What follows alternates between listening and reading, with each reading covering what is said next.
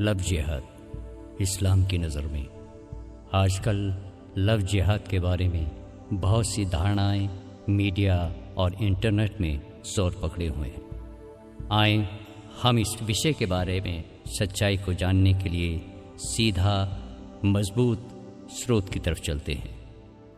Love जिहाद दो शब्दों से मिलकर बना है। लव अंग्रेज़ी भाषा का शब्द है जिसका मतलब है प्यार, और जिहाद अरेबिक भाषा का एक ऐसा शब्द है जिसका प्रयोग हर तरह की लड़ाई और आतंक के लिए किया जा रहा है। हालांकि इसका सही अर्थ संघर्ष करना है। दोनों शब्दों को मिलाकर लव जिहाद का मतलब हुआ प्यार और मोहब्बत फैलाने के लिए संघर्ष करना। आइए हम देखते हैं इस्लाम के ग्रंथ कुरान शरीफ और पैगंबर मोहम्मद साहब की जीवनी में इस प्रेम संघर्ष का क्या आधार मिलता है। कुरान में है कि बुराई का जवाब अच्छाई से दो और तुम पाओगे कि तुम्हारे जानी दुश्मन भी तुम्हारे जिगरी दोस्त बन जाएंगे। प्रॉफिट मोहम्मद साहब ने कहा है कि तुम में से कोई भी सच्चा मुसलमान नहीं बन सकता जब तक कि वो अपने इंसानी भाई के लिए भी वही सब अच्छाइयाँ न चाहे जो वो खुद के लिए चाहता है। और उन्होंने सिखाया जो तुम्हारे रास्ते में कांटे डाले तुम उसका भी भला चाहो। हमेशा सच और सब्र का दामन थामे रखो। जब पैगंबर मोहम्मद साहब को उनके शहर के लोगों ने झुठलाया, सताया और तमाम तकलीफ़ें दी तो पैगंबर साहब को कुरान में प्रभु ने सब्र से उनकी बुराइयों का जवाब शालीनता, धैर्य और मोहब्बत से देने को कहा। पैगंबर साहब अपने खून के प्यासे दुश्मनों के लिए भी रातों को दुआएं करते थे और उनका भला चाहते थे।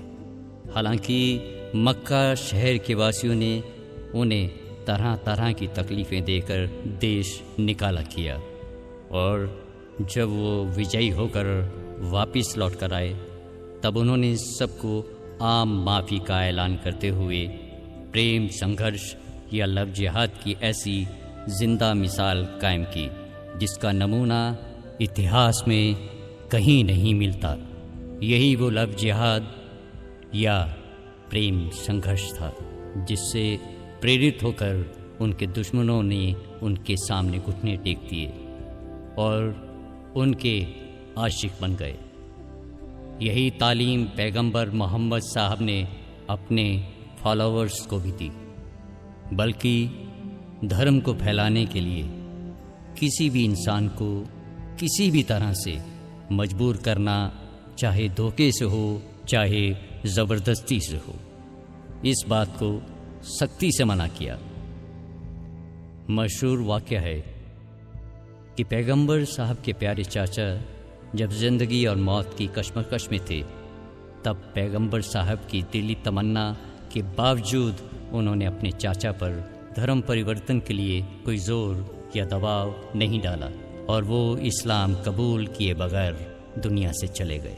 जब खुद पैगंबर मोहम्मद साहब को धर्म परिवर्तन के लिए ज़ोर ज़बरदस्ती की अनुमति नहीं थी तो वो किसी आम इंसान को कैसे होगी। इस्लाम धर्म परिवर्तन से ज़्यादा हृदय परिवर्तन यानी समझ बूझ से रब को पहचानने पर जोर देता है। हमें चाहिए कि हम लव जिहाद या प्रेम संघर्ष को कुरान और पैगंबर मोहम्मद साहब की तालीम की रोशनी में देखें, ना कि झूठी खबरों और बेबुनियाद इल्ज़ामों के ज़रिए जिनका मकसद लोगों को सच से भटकाना है। और अगर कोई नाम का मुस्लिम किसी भी तरह से चाहे धोखे से या ज़ोर ज़बरदस्ती से किसी भी दूसरे इंसान को इस्लाम कबूल करने पे मजबूर करता है तो कुरान की रोशनी में इसकी कोई जगह ना होगी। ऐसा शख्स प्रभु के सामने एक मुजरिम कहलाया जाएगा। उम्मीद है कि हम समझदार इंसानों की तरह अपने विवेक का इस्तेमाल करते हुए झूठी अफवाहों से बचेंगे और प्रेम संघर्ष को आसमानी किताब कुरान मजीद और पैगंबर मोहम्मद साहब की तालीम की रोशनी में समझेंगे, ना कि इस तालीम से भटके मुसलमानों के गलत आचरण से जो खुद ही सही तालीम से वंचित या महरूम हैं।